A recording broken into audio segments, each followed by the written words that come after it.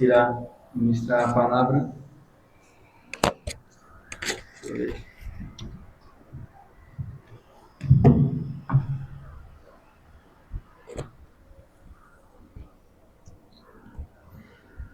eu colocar aqui, né? Pode ser. Mais perto, mais percebo que ele fica mais longe. A mudança é ele. É. Tá carregado isso? Tá, carreguei em casa. Vamos orar mais uma vez. Senhor Deus, eis aqui, Senhor, o pregador, eis aqui, Senhor, a tua igreja, e eis aqui, Senhor, a tua palavra em cima do púlpito, que será aberta, lida e também será exposta à tua igreja. E pedimos para que o Senhor seja com o nosso presbítero Leandro, que o Senhor guie, ó Pai, cada palavra, Senhor, que ele disser, cada expressão, Senhor, cada frase, cada vírgula, que o Senhor seja com os seus pensamentos, com o seu coração, com as suas emoções, que o Senhor fale, ó Deus, por meio dele, assim como o Senhor tem falado por todos esses anos. E também pedimos para que o Senhor, Pai, venha trazer mais sensibilidade aos ouvidos da tua noiva, não apenas aos ouvidos, mas também no coração, ó Deus, para receber tua palavra com mansidão, com submissão, ó Deus, com pureza, com desejo de aprender e também com a ânsia, ó Deus, de colocá-la em prática. Que o Senhor incline nosso coração à tua palavra. Coloca, ó Deus, o nosso coração em ti. Renova o nosso ser, o nosso espírito. E que o Senhor nos faz ser mais semelhantes a Cristo, apesar de nós. Derrama, Senhor, tua graça sobre essa igreja e persevera, ó Deus, conosco, porque sem ti nós não podemos fazer nada. E essa oração que nós fazemos. E mais uma vez, Senhor, nós oramos. Receba honra, glória e louvor para si, por meio dos méritos do Senhor Jesus. Amém. Meus irmãos, graça e paz. Amém. Meus irmãos, abram comigo a palavra de Deus. Vamos rapidamente para o texto já. No Evangelho de Marcos. A minha versão hoje vai ser a Ara, tá? Mas vocês vão entender bem aí, não muda muita coisa não. Marcos, capítulo 8. O assunto que eu quero tratar com vocês hoje é um assunto que já foi observado antes, mas é um assunto que vocês vão nos ver falando constantemente aqui, porque é um assunto que, de um modo geral, tem sido negligenciado na igreja e tem sido esquecido pela cristandade moderna, né? Eu dou graças a Deus, irmãos, mesmo, sabe? Porque nós, como igreja, é claro que a gente ainda tem muito a percorrer, no sentido de conhecimento bíblico, de estudar mais, de avançar mais. A gente ainda tem muito, muito mesmo. Porque a palavra de Deus, ela tem níveis de profundidade que são muito maiores. Você jamais vai esgotar o conhecimento das Escrituras, né? Mas, irmãos, uma das coisas que me deixa muito feliz mesmo é porque a gente toca em pontos aqui, nos estudos e pregações, que geralmente a gente não vê sendo tocados em assuntos gerais dentro das igrejas hoje. A gente fala sobre arrependimento, a gente fala sobre justificação, o irmão Taisla falou sobre isso no 25 ontem, né? A gente fala sobre inferno, a gente fala sobre céu, a gente fala sobre essas coisas e a gente geralmente entra em assuntos mais profundos, não tão profundos como talvez eu gostaria que fosse, dada até as limitações da gente, mas são assuntos profundos. E o assunto de hoje é um desses assuntos essenciais do cristianismo, irmãos. O tema do nosso estudo o tema da nossa pregação de hoje é o discipulado e a cruz, tá bom? O discipulado e a cruz. Então, eu tenho certeza, a gente já tratou sobre isso antes, mas eu quero que isso fique fixado na mente de vocês, enraizado no coração de vocês, que vocês não esqueçam jamais desse assunto. O que significa ser um discípulo? Jesus disse em Mateus 28, ide pelo mundo e pregai o evangelho a toda criatura da terra. Mas essa não é a única ordem lá. Ele disse, ide pelo mundo e fazei discípulos de todas as nações, ensinando-os todas as coisas que lhes tem ordenado. E geralmente, Francisco, isso muda. Por quê? Porque uma coisa é você pregar, outra coisa bem diferente é fazer discípulos. E a ordem de Cristo não foi para que nós apenas pregássemos, porque senão a gente poderia simplesmente pregar e ir embora. Não. A ordem de Jesus foi para que nós ensinássemos as pessoas a guardar o que ele tem dito. Isso significa, desde ser discípulo, certo? Davi, ele disse nos Salmos, rios de lágrimas caem dos meus olhos, porque os homens não amam a tua lei. O apóstolo Paulo, ele tinha o mesmo sentimento de não apenas instruir as pessoas, mas fazer com que as pessoas obedecessem a Deus. Irmãos, nós não podemos ter um propósito diferente, os pais para com os filhos, maridos e esposas, e para com quem a gente ensina o evangelho. Não pode ser apenas pregar ou falar, mas levar essa pessoa, Edmilson, a guardar os mandamentos. Isso significa obedecer. Nós temos que levar o povo à obediência, irmãos. Isso significa ser discípulo. E, consequentemente, isso leva à cruz. Então, eu quero mostrar para vocês que o discipulado, ou ser discípulo de Jesus, é um link que liga o homem à cruz de Cristo. Certo? E aí eu quero caminhar com vocês aqui nesses textos, irmãos. Prestem bem atenção. Todos vocês aqui estão aqui para ouvir a palavra de Deus. E eu acredito que esse assunto vai ser muito oportuno para vocês. Marcos capítulo 8, versículos 34. Marcos 8, 34.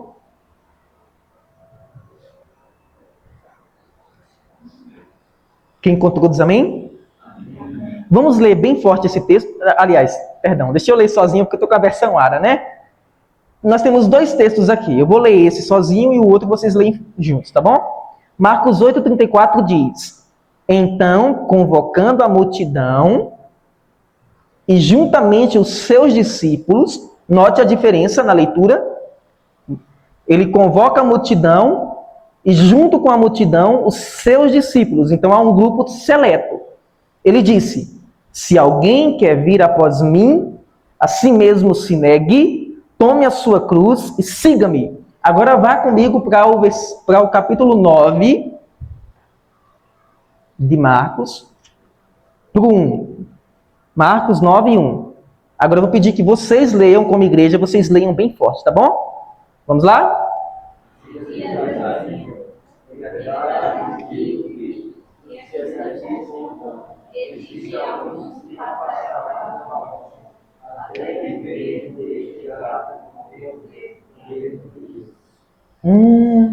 Vamos começar com isso aqui. Vocês têm no capítulo 8, no versículo 31, Jesus, ele fazendo uma distinção aqui já, ok? Não se surpreendam com multidões. Nós já falamos isso aqui anteriormente, em outras circunstâncias, que nem sempre multidão é sinônimo de sucesso. Certo? Nós temos igrejas lotadas, de domingo a domingo, mega igrejas, mas isso não necessariamente significa sucesso espiritual. Certo? Então a multidão aqui, você nota uma diferença entre a multidão e os discípulos que se aproximam de Jesus. E Jesus, ele dá uma sentença, uma condição que só o discípulo verdadeiro pode seguir. E essa condição, ela é difícil, ela é dura. Irmãos, se eu não me engano, foi um homem chamado A.W. Tozer. Ele disse o seguinte: se você procura uma religião que deixe você confortável, ele disse, definitivamente eu não lhe aconselharia ser cristão. Porque cristianismo não se trata de conforto, é diferente. Certo? O cristianismo é um estilo de vida que vai contra o mundo, contra a sociedade, contra a cultura. E tudo isso é inventado pelos cristãos? Tudo isso é uma invenção da cabeça dos crentes? Porque uma das acusações que são feitas contra nós hoje é que nós somos radicais. Mas, irmãos, nós estamos apenas repetindo as palavras que o próprio Jesus falou. O que foi que ele disse? Observe a afirmação de Cristo, ok? Observe o poder da afirmação de Cristo e a condição para quem quer segui-lo. Ou seja, essa condição foi dada para João, essa condição foi dada para Pedro, essa condição foi dada para Paulo, essa condição foi dada para Martinho Lutero, essa condição foi dada para Calvino, essa condição foi dada para Cauã hoje, essa condição foi dada para mim, foi dada para cada um de vocês. Certo? Qual é a condição? Ele disse, se alguém quer vir após mim, que isso é ser discípulo, é ser seguidor de Cristo, ele diz, qual é a condição? Negue-se, tome a sua cruz e siga-me. Se vocês prestarem atenção e repetirem o texto devagarzinho de novo, vocês vão ver com que força isso se apresenta. O que significa o que Jesus quis dizer. Deixa eu lembrar para vocês uma coisa. Quando o Senhor Jesus falou isso, quem ouvia naquela época estava acostumado a ver homens sendo levados para a cruz, ok? A crucificação era o método de execução, um dos mais cruéis que tinha na época.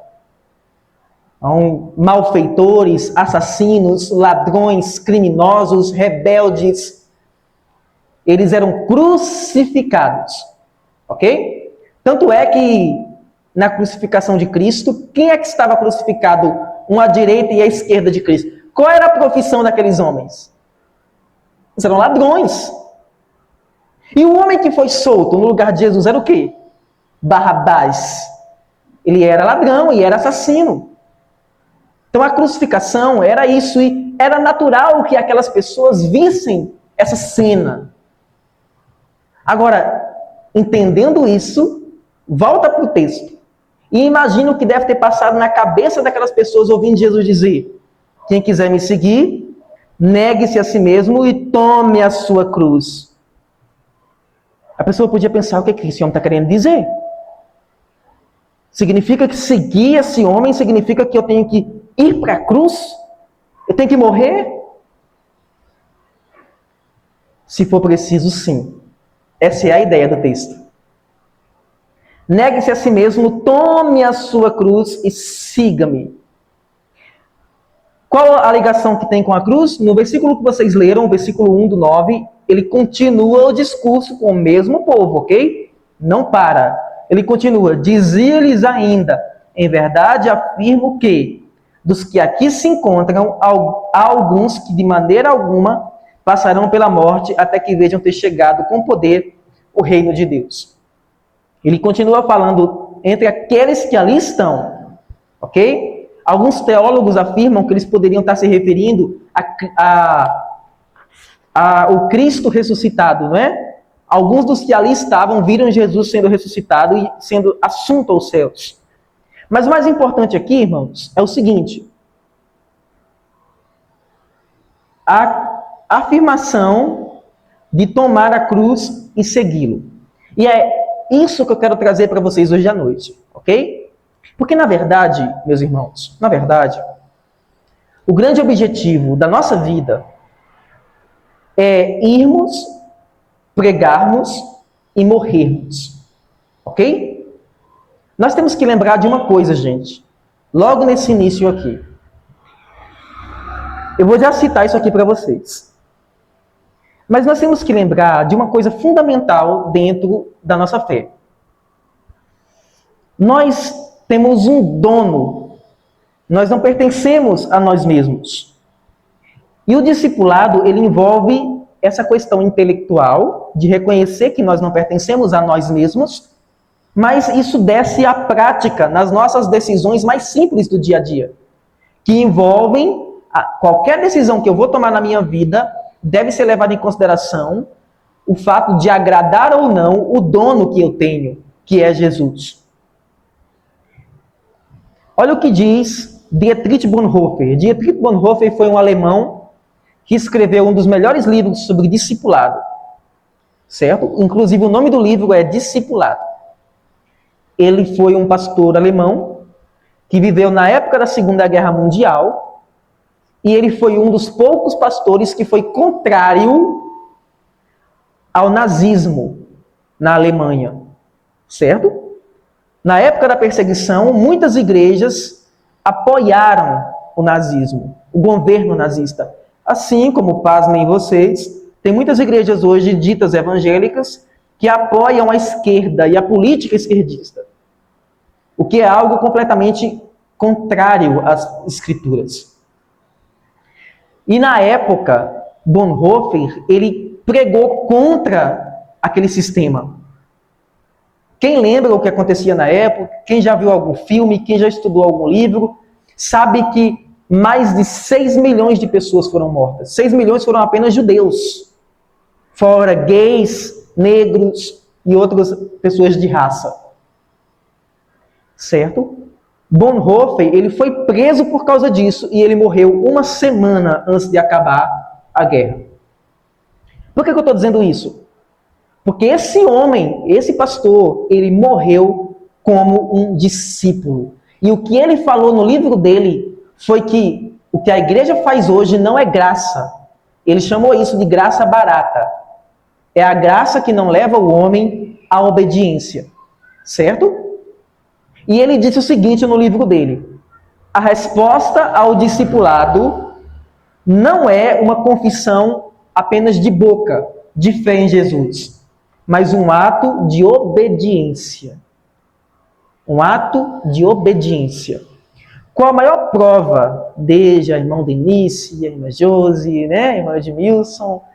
Qual a maior prova que vocês sabem que os filhos de vocês amam vocês?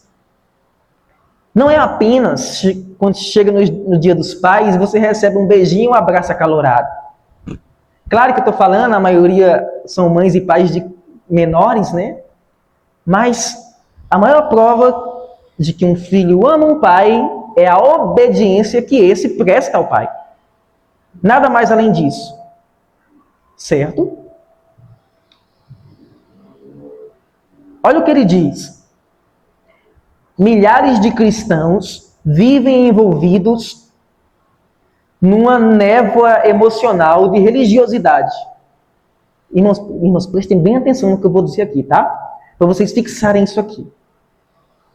Ouvindo os hinos suaves tocados pelo órgão e que ecoam na igreja, iluminada pela luz nos vidros. Sua religião consiste apenas de suspiros afetados, desligados da verdade e separados do intelecto. Tem mais aqui, deixa eu só explicar para vocês, para não parecer que eu estou falando grego. O que ele está dizendo aqui é que existem milhares de pessoas que se dizem cristãs e a vida dessa maioria se resume apenas aos momentos de culto em que eles se sentem felizes com o louvor ou num ambiente que é agradável, e não passa disso. É isso que ele está dizendo, certo? Que a fé deles não envolve as emoções, o intelecto, a vontade. É isso que ele está dizendo. Aí ele continua dizendo: ela exige deles apenas que participem do culto e falem o que é certo, na hora certa, tenham a impressão de que Satanás resolveu que não tentaria mais converter as pessoas ao agnosticismo. O que é o agnosticismo? Que ele cita aqui. É a doutrina, lá no primeiro século, não é? Que afirmava que não havia conhecimento suficiente para se afirmar que Deus existe, ou que se deve crer em Deus. É a pessoa que é agnóstica, certo? Gnosis é conhecimento. O A que vem antes É sem conhecimento. Então, o agnóstico, ele afirma isso. Então, ele está dizendo, Satanás resolveu que não tentaria mais converter as pessoas à incredulidade.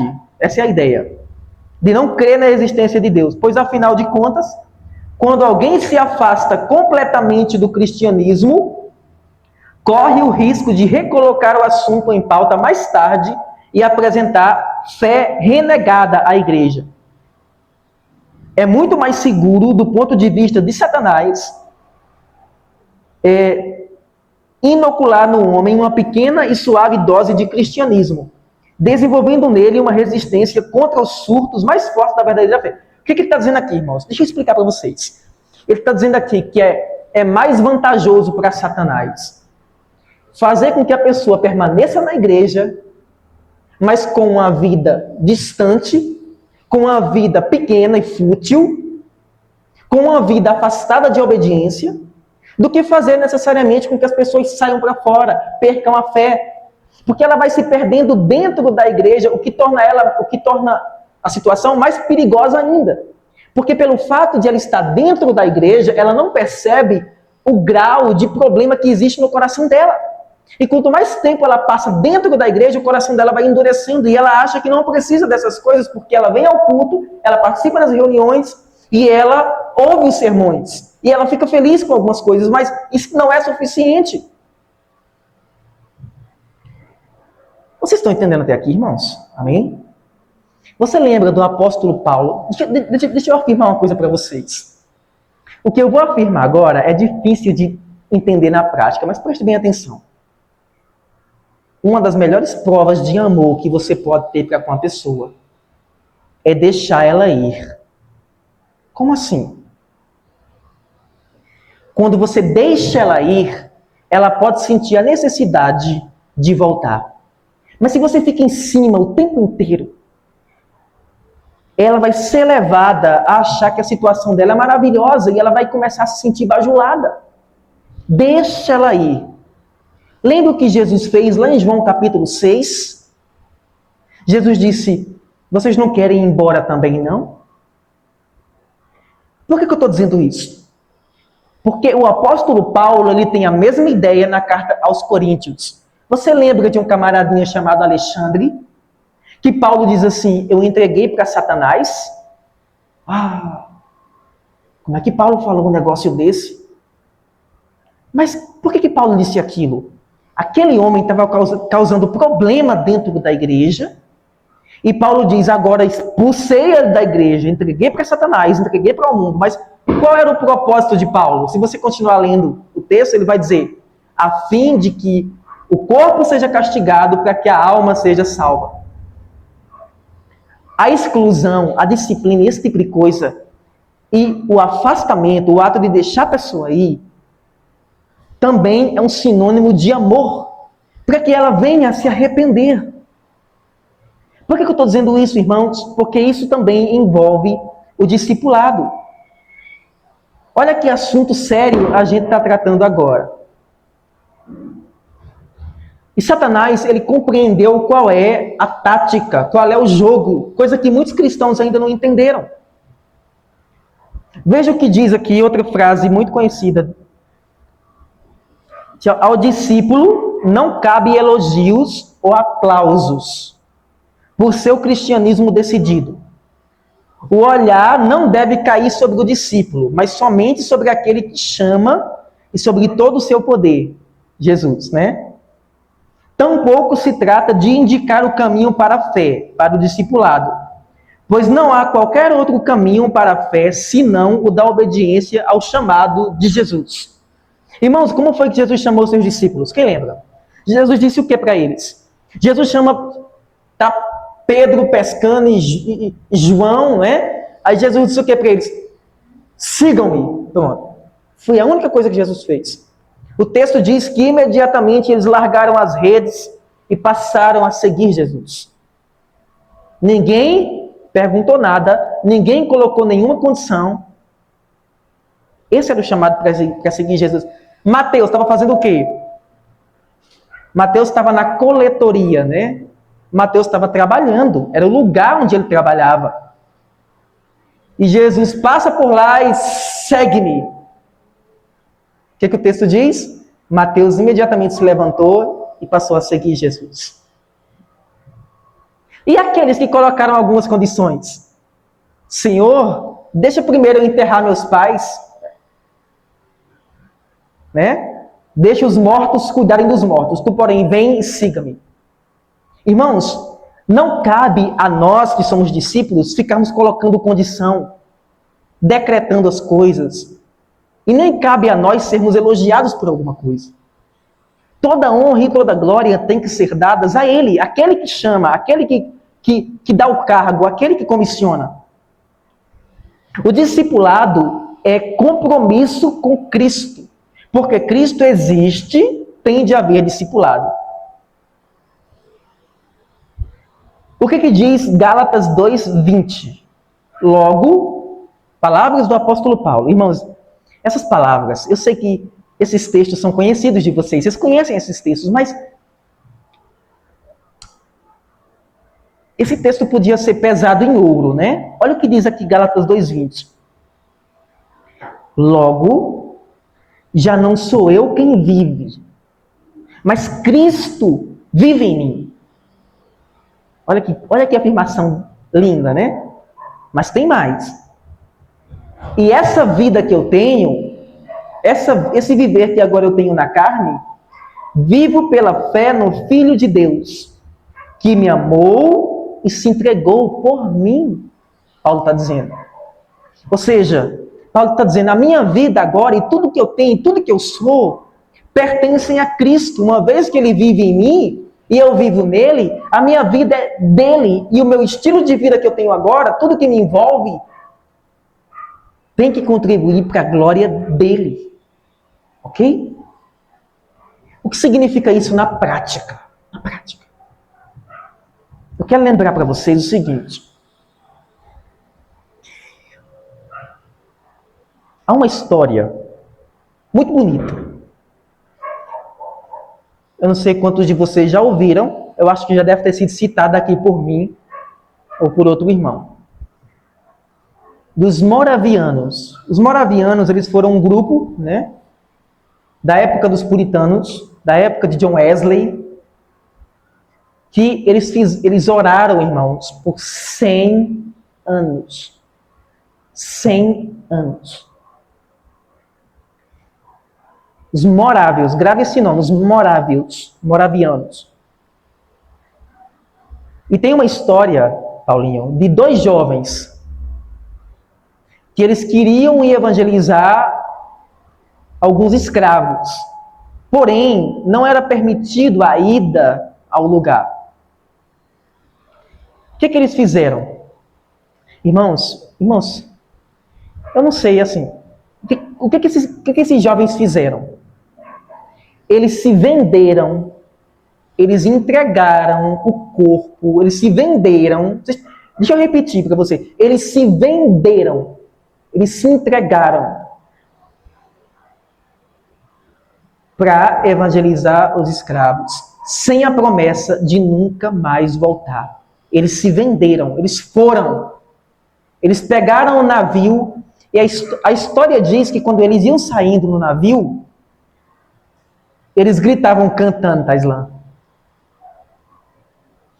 que o cordeiro que foi morto, imolado, receba a recompensa por seu sacrifício. Lembra de Isaías 53? Diz que ele veria o penoso trabalho da sua alma e ficaria feliz. Eles dizem que o cordeiro que foi morto receba a recompensa por seu sacrifício. O que é isso, irmãos? É alguém que entendeu o que é discipulado. Nós teríamos inúmeros exemplos para a gente falar hoje à noite, se a gente quisesse, sobre esse assunto. É isso que Paulo ele afirma em Gálatas 2:20. E como era o estilo de vida do apóstolo Paulo? A partir do momento que o apóstolo Paulo se tornou cristão, ele foi logo perseguido, ele foi imediatamente perseguido. Ok? Se vocês fizerem uma leitura devagarzinho do livro de Atos e da cronologia da conversão de Paulo até o seu ministério, Paulo ele foi imediatamente perseguido. Ele teve que fugir de Damasco num cesto, escondido, por conta da perseguição. Paulo foi apedrejado, sofreu naufrágio, foi açoitado, e tudo aconteceu com Paulo. O que ele diz mais? Romanos 12:1. Portanto, tudo que eu vou ler aqui, irmãos, tem tudo a ver com o discipulado, certo? Romanos 12:1. Portanto, irmãos, pelas misericórdias de Deus, peço que ofereçam o seu corpo. Não foi o que os jovens moráveis fizeram? Peço que ofereçam o seu corpo como sacrifício vivo, santo e agradável a Deus, que é o culto racional de vocês. São palavras do apóstolo Paulo no Novo Testamento. Ok? Essas são afirmações que vocês dificilmente vão ver sendo pregadas, exigidas e expostas dentro das igrejas, da maioria das igrejas pentecostais, neopentecostais e até mesmo de muitas igrejas reformadas tradicionais. Porque esse tipo de afirmação envolve a morte do eu. Você já morreu hoje? E você tem morrido a cada dia? O cristão, ele é uma pessoa que é chamada a morrer diariamente para o seu eu, para o ego. Quando Paulo diz que foi crucificado com Cristo, Paulo está dizendo, a minha vida para esse mundo significa morte, eu morri para esse mundo. Ok? Isso significa discipulado. Significa morrer para o mundo e viver para Cristo. E aí tem uma pregação que eu sempre acompanhava, né, de A.W. Tozer e Weber Hill, que eles dizem isso. O mundo. Você está morto para o mundo hoje à noite ou o mundo fascina você ainda hoje à noite? O mundo dos jogos, dos filmes, das séries, o mundo dos cinemas, o mundo das futilidades e todas essas coisas. Isso morreu para você ou isso ainda te fascina? Gálatas 5:24. Palavras do apóstolo Paulo. E os que são de Cristo Jesus, os crentes, crucificaram, irmãos, olha esse termo, né? Por isso que o tema da pregação é o quê? É o discipulado e a cruz. Paulo diz, e os que são de Cristo Jesus, só esses, eles crucificaram a carne. Como era que acontecia a crucificação? Vocês sabem bem, né?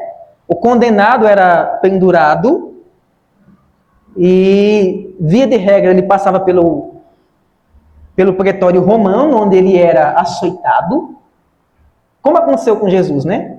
Jesus passou pelo pretório romano, onde ele foi cruelmente açoitado. Ele poderia ter morrido ali. E depois ele é forçado a carregar sua própria cruz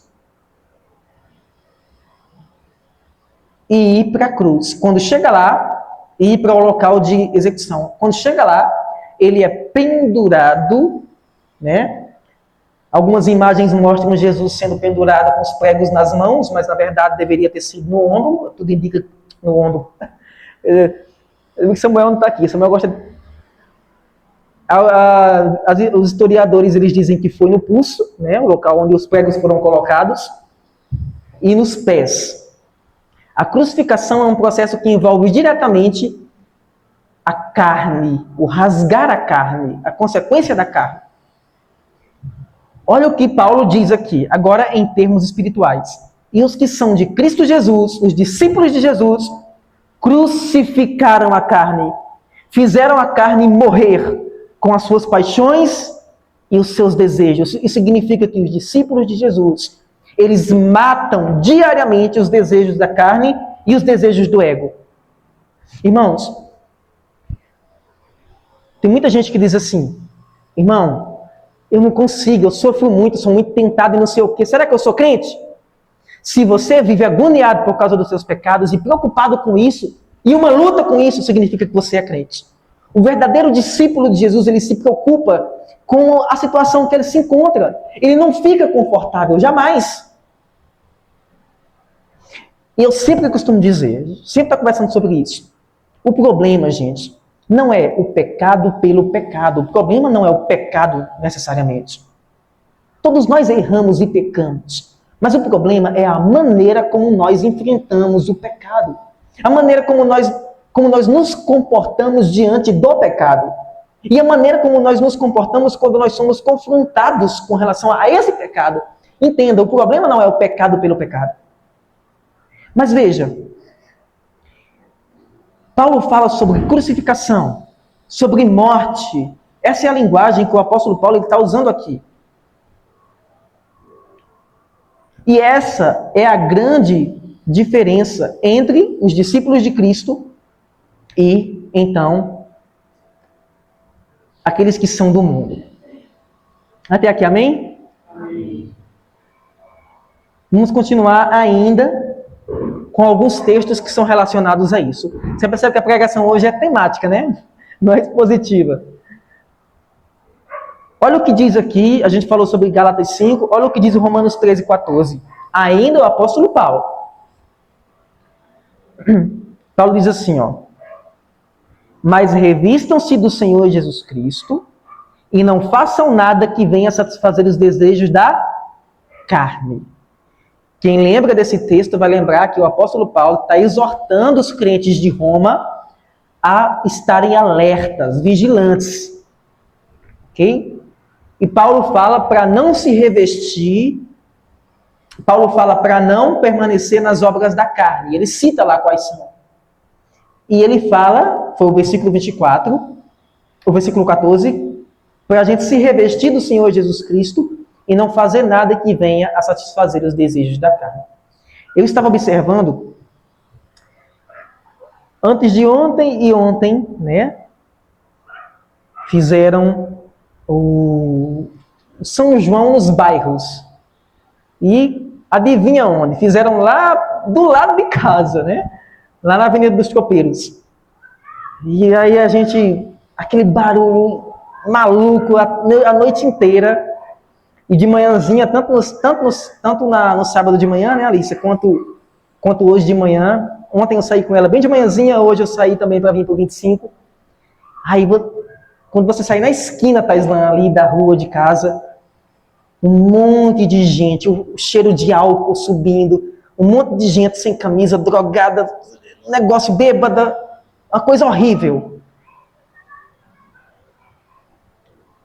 Quando Cristo fala de crucificar a carne, é um estilo de vida que é totalmente contrário ao daquelas pessoas. Hoje eu acho que daria estranho, antes eu não achava. Né? Então é disso, irmãos, de que Jesus está falando. Isso envolve a cruz. Mas vamos lá, tem tanta coisa para tratar. 1 Pedro 2,11, Pedro diz assim: amados, peço a vocês, como peregrinos e forasteiros que são, que se abstenham das paixões carnais que fazem guerra contra a alma. O que é isso? O que Pedro está dizendo? Para que uma vez que nós entendemos qual é a nossa posição, nós somos forasteiros. Nós não pertencemos a essa terra nem a esse mundo. Nós devemos então, o que significa se abster? Evitar, deixar, abandonar, se abster das paixões da carne, que fazem guerra contra a alma. Efésios 4, 22. Paulo vai dizer: quanto à maneira antiga de viver, vocês foram instruídos a deixar de lado a velha natureza, que se corrompe segundo desejos enganosos, a se deixar renovar no espírito do entendimento de vocês. Lembra de Paulo falando em Romanos 12 sobre a renovação da vossa mente? Aqui em Efésios ele fala a se deixar renovar no espírito do entendimento de vocês e a se revestir da nova natureza criada segundo Deus em justiça e retidão procedentes da verdade. Colossenses 3,5, Paulo diz, portanto, olha o discípulo, façam morrer tudo que pertence à natureza terrena de vocês. A saber, imoralidade sexual, impureza, paixões, maus desejos e a avareza, que é idolatria. E o que é isso que a gente está tratando hoje à noite? Tudo isso é um resumo claro do que significa ser discípulo. Ah, irmãos, tem tanta coisa, e está dando horário já. Oh, meu Deus do céu. Isso é tão profundo. Aquele texto que nós lemos, né? Acho que vocês estão nele, o texto de Marcos, capítulo 8. É um texto de ser difícil de ser engolido. Certo? Lucas, ele repetindo esse texto, ele acrescenta o seguinte: Jesus disse, aquele que quiser me seguir, dia a dia negue-se a si mesmo. Lucas, ele acrescenta a expressão dia a dia. É uma questão diária. Então esse texto que nós lemos de Mateus é um texto que é difícil de engolir e é um texto que custa caro. Para que se possa obedecer esse texto, é necessário que algo morra. Certo? Irmãos, tudo está ligado. Absolutamente, tudo está ligado. Nada na Bíblia é por acaso. Nada no Novo Testamento é por acaso. Por que vocês acham? Por que vocês acham que o Senhor Jesus Cristo, ele disse, a primeira bem-aventurança que ele falou foi: bem-aventurados os pobres em espírito? Por que vocês acham que ele falou isso? Porque é necessário que o discípulo, ele sinta a necessidade espiritual dele, a pobreza dele. E ele morra para os desejos da carne, porque se houver algum tipo de orgulho, ele não pode ser discípulo de Jesus. Irmãos, eu ouvi uma frase bem interessante no filme de... Não sei se foi no filme de D.L. Moody, não lembro agora. Ele diz assim: o nosso mestre é um mestre muito exigente. Ah, lembrei. É no filme de Paulo, né? O filme antigo de Paulo. Barnabé diz assim: o mestre é muito exigente, ele quer demais da gente. Ele é. Irmãos, deixa eu dizer uma coisa para vocês. A salvação, ela é de graça para a gente, porque nós recebemos ela pela fé em Cristo, mas ela foi muito cara ao Filho de Deus. Né? E Jesus, ele exige alto. As condições de seguir Cristo são altas. A gente não pode minimizar isso de forma nenhuma, uma vez que a igreja e o mundo está fazendo isso. Olha as condições que ele deu. Isso envolve um custo, envolve morrer, envolve matar a nossa própria vontade, para que a gente possa fazer que a vontade dele realce. Irmãos, pensa comigo em João Batista como exemplo. Quem foi aquele homem? A gente está falando de um homem que viveu aproximadamente 30 anos de idade. Certo? Ou 33 anos.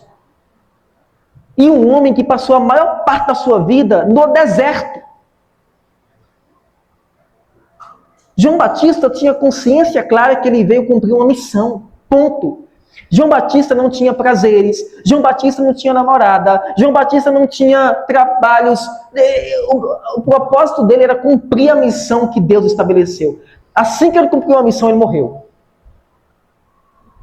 Ponto. É isso que eu quero mostrar para vocês. E quando ele viu Cristo vindo em direção dele, quando ele teve um encontro com Cristo, qual foi a afirmação? Uma das afirmações, né, que teve várias. Qual foi uma das afirmações mais poderosas de João? Ele disse assim: importa que ele cresça e eu faço o quê? Diminua. Quando disseram assim: tu és o Cristo? Ele disse: não.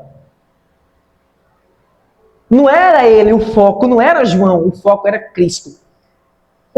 Os primeiros seguidores de Jesus eram seguidores de João Batista. O irmão de Pedro, André, ele era um seguidor de João Batista. O que João Batista faz? Agora não é mais comigo, gente. É ele. Sigam ele. Quem estuda a história dos discípulos, né? Então, irmãos, isso envolve um custo muito alto. Jesus, ele frustra a expectativa da multidão. Quem quiser me seguir, negue-se a si mesmo, toma a sua cruz. Quando você passa os crentes na peneira do discipulado, poucos ficam, poucos sobram. Certo? Vale a pena lembrar para vocês. Lá em João capítulo 6, é muito valioso, irmãos. Leiam esse texto em casa. João capítulo 6, o que acontece lá em João capítulo 6? Jesus, ele alimenta a multidão com pães e peixes. Uma multidão. Certo? Mais de 5.000 pessoas. Só homens, mulheres e crianças. Talvez tinha mais de 10.000 pessoas ali. O que acontece? Ele deixa a multidão, ele fica sozinho, ele atravessa o lago de Cafarnaum para o outro lado. O texto diz que a multidão pega o barquinho e vai atrás de Jesus. Poxa, como eles queriam Jesus, como eles amavam Jesus, né? Não. O que eles queriam? Na hora que eles atravessam, o primeiro contato que eles têm com Jesus, Jesus diz assim: vocês me procuram não porque vocês me amam, não porque vocês viram os milagres, porque vocês comeram do pão e vocês ficaram saciados. Quando Jesus começa a colocar aquela multidão à prova, o que acontece? Jesus começa a falar não apenas de coisas daqui, dessas bobagens daqui. Jesus começa a falar sobre discipulado. Jesus diz assim: quem quiser me seguir tem que comer da minha carne, tem que beber do meu sangue. Quem não comer da minha carne e não beber do meu sangue, não tem parte comigo, Jesus falou. Aí eles começaram a chiar, né? Como é assim? Como ele pode dar da sua carne para comer? O texto diz que alguns disseram assim: duro é esse sermão, quem pode ouvir? Quando Jesus aprofundou a questão para o discipulado, eles pularam fora. Quem ficou? Jesus disse: vocês não querem ir embora também não? Aí Pedro levanta, né, o líder dos 12, Pedro, e aí Pedro levanta e diz assim: para onde que a gente vai? Só tu tens as palavras de vida eterna. Os discípulos ficaram, os verdadeiros discípulos ficaram. Por quê? Porque eles queriam alguma coisa que Jesus pudesse promover? Não, porque eles entenderam que só Jesus tinha a palavra de vida eterna. Jesus disse: eu não escolhi vocês, os 12, mas um de vocês é o diabo, é Satanás. Se referindo a Judas. Então, irmãos, o discipulado, ele tem um custo. E isso foi imposto não pelo irmão Leandro, não pelo reverendo João Batista, não por ninguém. Isso foi imposto por Jesus, ponto.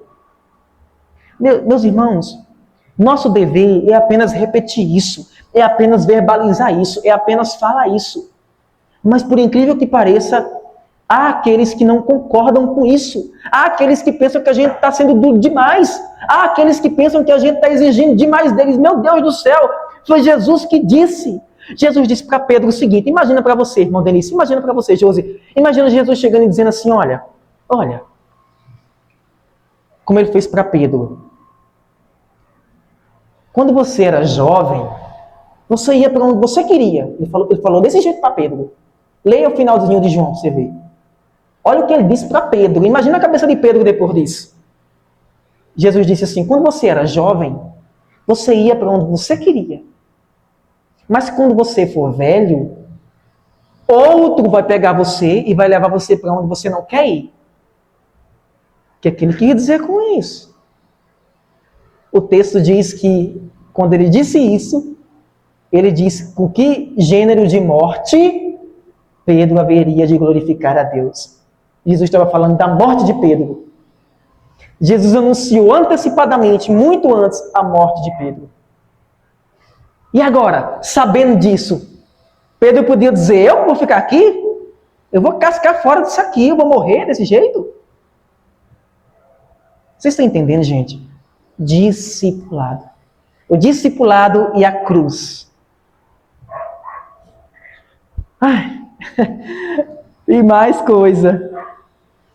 O discipulado é um escândalo para o mundo. Um escândalo. Irmãos,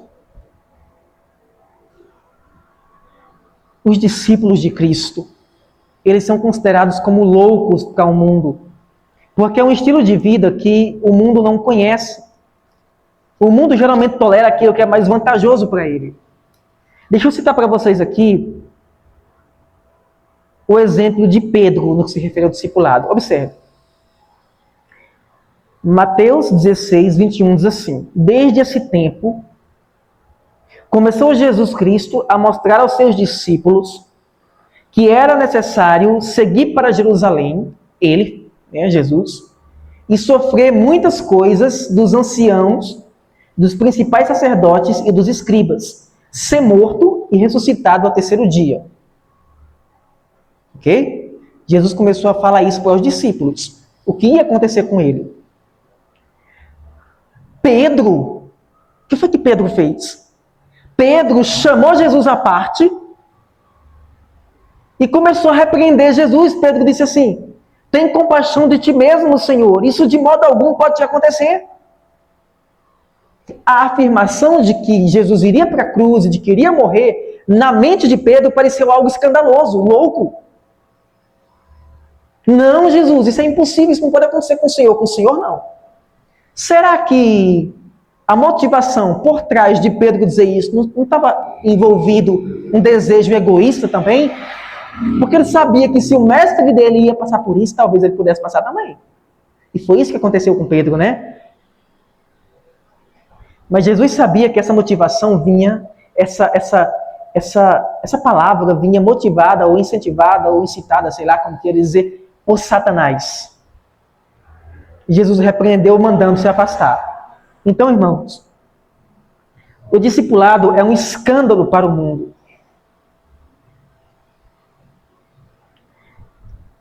Volta comigo para Marcos, se vocês tiverem saído, não sei. Marcos 8. Eu quero aqui, irmãos, mostrar para vocês o seguinte, tá? A gente já está finalizando. Primeiro, os requisitos para seguir a Cristo. Então, aqui, hoje, a gente não tem ainda hoje os que vão professar a fé, né? Os irmãos não estão aqui. Por enquanto.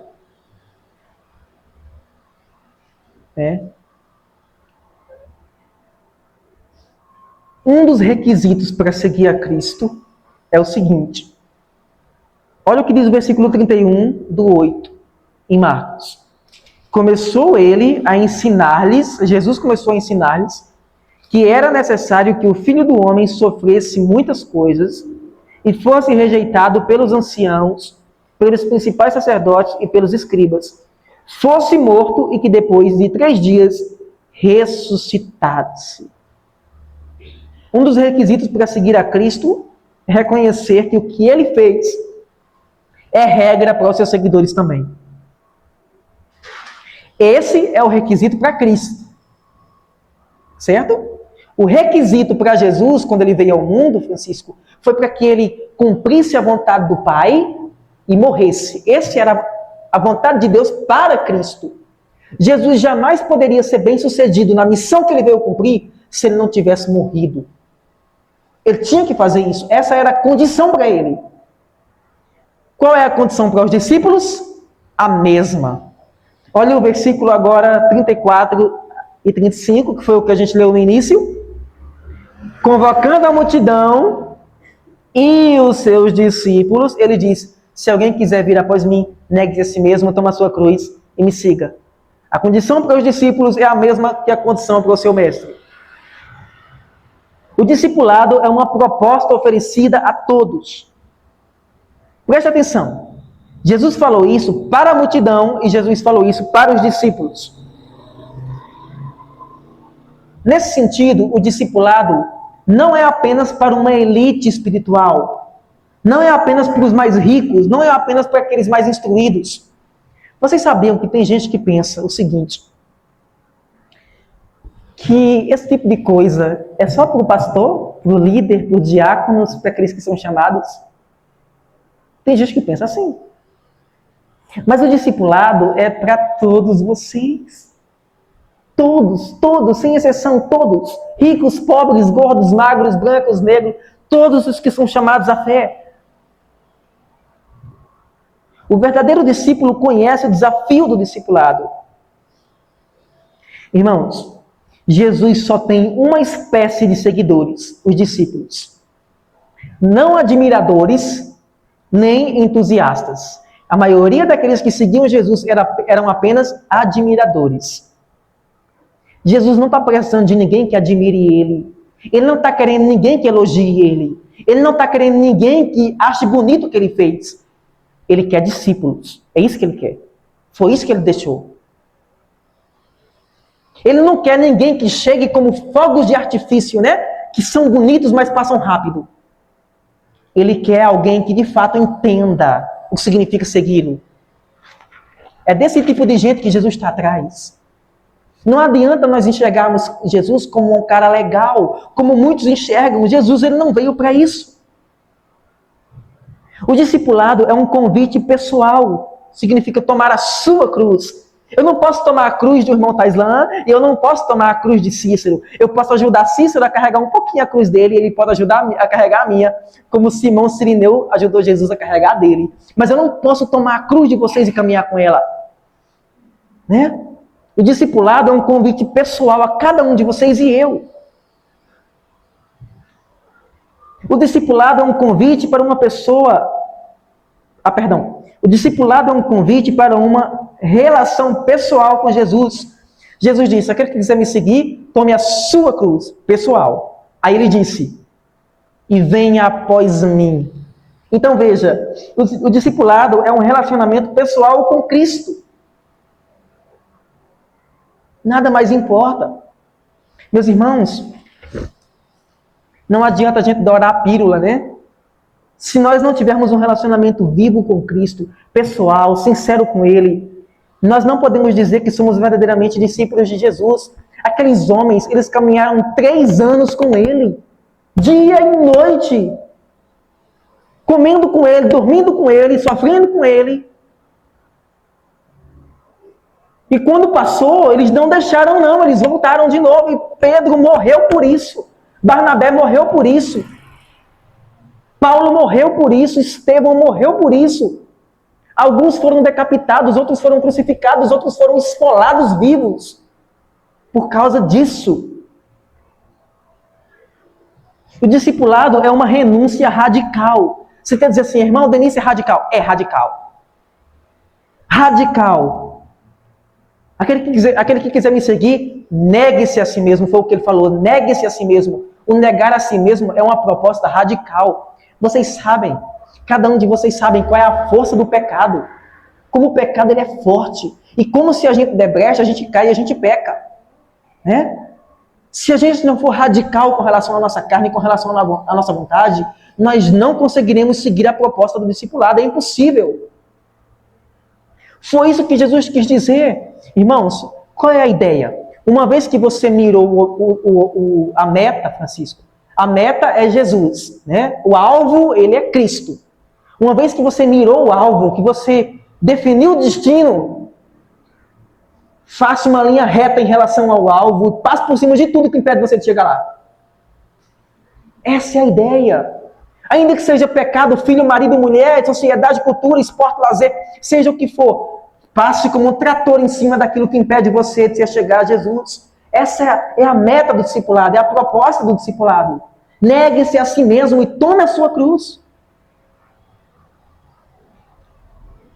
O discipulado, irmãos, a gente está finalizando. O discipulado é a morte do egoísmo. O discipulado é a morte do orgulho. O discipulado é a morte da soberba. Irmãos, uma das coisas mais horríveis que você pode ver num crente é um cristão soberbo, arrogante. Isso é impossível, isso não combina com o cristão. O discipulado é a morte da soberba, o discipulado é a morte da presunção. Lembra de Pedro? Senhor, eu vou seguir o Senhor para onde quer que o Senhor for, ainda que seja para a morte. Olha que presunção. Pedro disse assim, ainda que todos te abandonem, eu nunca vou te abandonar. Graças a Deus, Pedro, foi um erro de Pedro ali. Pedro não era assim. Ele amava Jesus, porque senão ele foi presunçoso. O que que aconteceu logo depois? Eu fico imaginando Jesus olhando para ele assim, rapaz, tu não sabe do que tu está dizendo, né? Antes que o galo cante, você vai me negar 3 vezes, descaradamente. Então, o discipulado é a morte da presunção, a morte da autoconfiança. Irmãos, nós não temos nada ao que nos agarrar, nós não temos nada. Na hora de dificuldade, na hora mais difícil da nossa vida, dificilmente, não é para ser assim, ok? Porque eu quero lembrar para vocês que nós somos uma família na fé. Nós somos irmãos na fé. Nós não deveríamos jamais nos sentir sozinhos, porque nós temos um ao outro. É assim que deveria ser. Mas vocês sabem que acontece. Às vezes, nos momentos mais difíceis da gente, a gente se encontra sozinho e não tem nada para agarrar, a não ser a fé, a não ser o Senhor. Paulo disse assim, o apóstolo Paulo, no meu primeiro julgamento, ninguém veio me assistir na minha defesa, ninguém. Aí Paulo diz, mas o Senhor me assistiu. Então, irmãos, o discipulado é um convite para morrer. Jesus diz, quem perder a sua vida, salva-la-á. E aquele que quiser salvar a sua vida, perdê-la-á. É o contrário, né? Aquele que quiser salvar a sua vida, ou seja, aquele que viver nesse mundo em prol da sua vida, em prol do bem-estar da sua vida, vivendo para o trabalho, vivendo para os lazeres, vivendo para os luxos, ele vai perder a sua vida no final. Mas aquele que perder a sua vida por amor de mim, e do chamado, e do evangelho, ele salvou a sua vida, ele está salvo. O discipulado envolve a morte. Finalizando, o discipulado é uma caminhada dinâmica com Cristo. O discipulado, irmãos, não é algo chato, não é algo rotineiro apenas. O discipulado não é um peso, pelo contrário. O discipulado é algo dinâmico. 1 Coríntios 11:1, sede meus imitadores como eu sou de Cristo. O discipulado é a imitação de Cristo. O discipulado envolve confiança nele. O discipulado envolve caminhar em seus passos. E o discipulado envolve obedecer ao seu comando. Nós teríamos mais coisas para falar aqui, já estouramos o nosso tempo aqui já. Mas, irmãos, eu finalizo com vocês dizendo isso, né? Que se nós somos de fato discípulos do Senhor Jesus Cristo, que a gente precisa entender isso cada vez mais claro. O tempo do fim está chegando, os dias estão, né, tá avançando, está piorando a coisa. E isso vai exigir cada vez mais da nossa parte compromisso e entrega no que se refere a Cristo. Tem um filme do Billy Graham que eu assisti um tempo atrás, muito legal o filme do Billy Graham, que tem uma parte do filme, né, que ele está conhecendo a namorada dele, e aí com que mulher que ele vai casar, né? Aí a menina olha para ele assim e diz assim, olha, meu desejo, eu não sei se eu vou conseguir casar com você, porque eu quero viver pelo Evangelho. A menina fala, né? Aí ele olha para ela assim, aí ela diz assim, ela fala assim, né? Eu descobri que se não tiver algo maior pelo que viver, não vale a pena viver. Aí ele pensou, é com essa que eu tenho que casar mesmo. Então, irmãos, isso significa ser discípulo de Jesus, tá bom? A gente não vai morrer de qualquer jeito? A gente vai morrer. Eu sei que às vezes a ideia de morte dói um pouquinho, é pesaroso na gente, mas a gente vai morrer de qualquer jeito, gente. Né? Se não tem como escapar desse momento, e nem de que forma vai ser, a gente não sabe, pelo menos vamos fazer isso de forma honrosa, né? Que seja pelo Evangelho, que seja por ser cristão, que seja por ser seguidor de Cristo. Olha que honra. Então que Deus nos ensine, irmãos, e nos ajude, significa ser discípulo. Amém? Vamos orar, meus irmãos.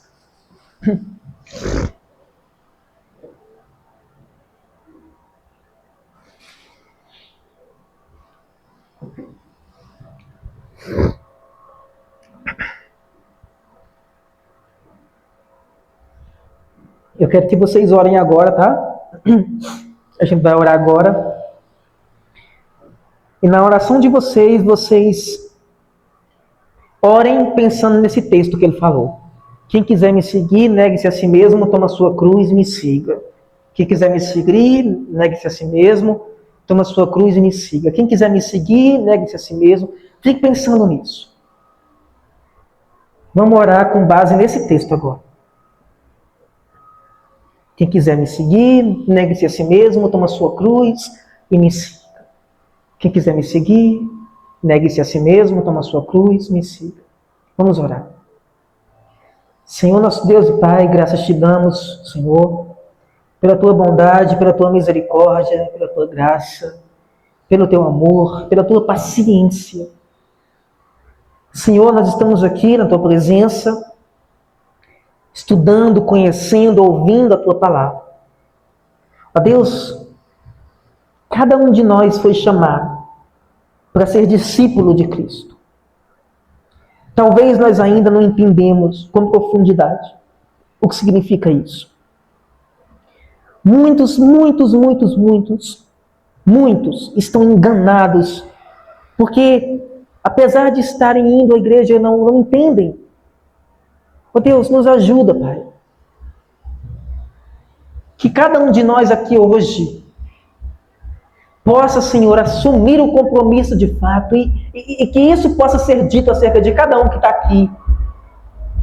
Fulano de tal é uma discípula de Jesus. O irmão fulano de tal é um discípulo de Jesus. Ó Deus, que nós sejamos reconhecidos por isso, Senhor.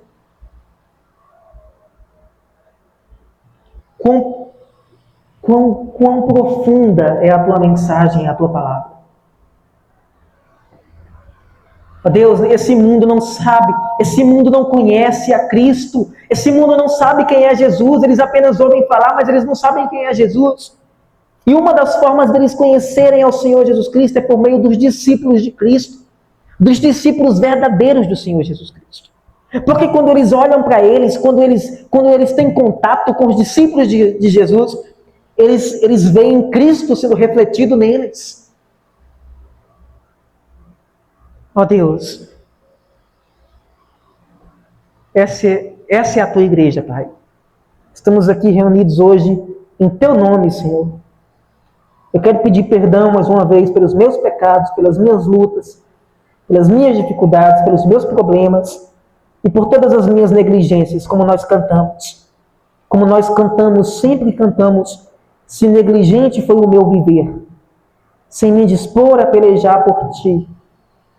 Se firme em teu trabalho eu não quis ser, perdão, Senhor. Então, perdoa as nossas negligências, nossas omissões, nossa preguiça espiritual, nosso desânimo, nossa frieza, perdoa, Senhor. Mas nessa noite nos dá uma injeção de ânimo, de alegria, de entusiasmo, como orou a irmã Cláudia no início, nos dá uma injeção, uma dose de ânimo para entendermos que nós fomos chamados para sermos discípulos do Rei dos Reis, Senhor dos Senhores, o Deus único, vivo e verdadeiro.